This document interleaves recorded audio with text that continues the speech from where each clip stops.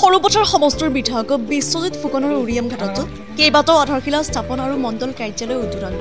সৰুপথাৰ সমষ্টিৰ বিধায়ক বিশ্বজিৎ ফুকনে উৰিয়াম ঘাটত ভাৰতীয় জনতা পাৰ্টিৰ উৰিয়াম ঘাট মণ্ডলৰ কাৰ্যালয় শুভাৰম্ভ কৰে। উৰিয়াম ঘাট ঘোলাপানী সংযোগী পথ আৰু উৰিয়াম ঘাট চিলনীজান সংযোগী পথৰো আধাৰশিলা স্থাপন কৰে। দিনটোৰ কাৰ্যসূচীৰ শেষত উৰিয়াম ঘাট আদৰ্শ চিকিৎসালয়ৰ লগতে নতুনকৈ আয়ুষ হস্পিটেলৰো আধাৰশিলা স্থাপন কৰে বিধায়কগৰাকীয়ে। সৰুপথাৰ পৰা স্বপন চক্ৰৱৰ্তীৰ ৰিপৰ্ট ইছা 24x7।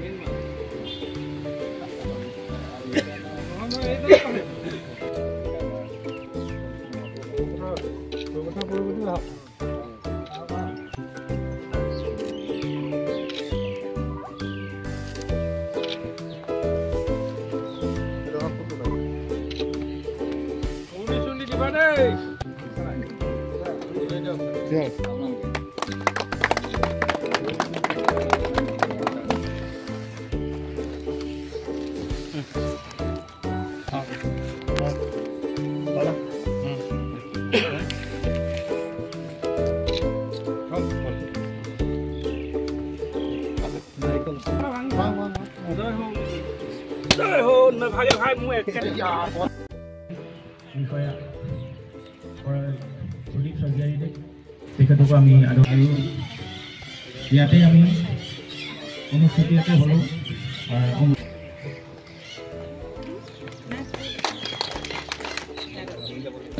সম্বৰ্ধনা জনাবলৈ অনুৰোধ জনাইছোঁ।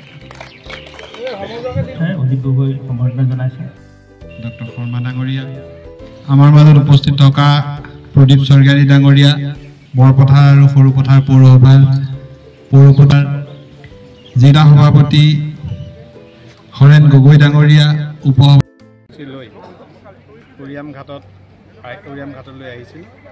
উৰিয়াম ঘাটৰ পৰা ধনতোলালৈ যোৱা পথছোৱা, উৰিয়াম ঘাটৰ পৰা হালদিবাৰীলৈ যোৱা পথছোৱা, এই দুইটা পথ পকীকৰণৰ বাবে আজি আমি আধাৰশিলা স্থাপন কৰিলোঁ।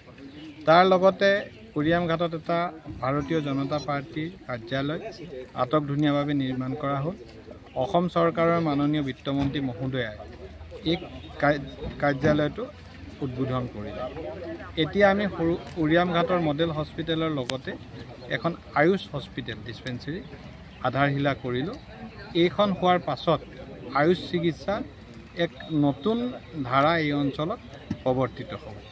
গতিকে ইয়াৰ পাছতো কেইবাটাও কাৰ্যসূচী আছে। আমি আশা কৰিছোঁ চিকিৎসাৰ ক্ষেত্ৰত ভৱিষ্যতৰ দিনত উৰিয়াম ঘাটৰ ৰাইজে যাতে উৰিয়াম ঘাটতে প্ৰাথমিক প্ৰয়োজনীয় সকলো সা সুবিধা লাভ কৰে তাৰ ব্যৱস্থা হ'ব।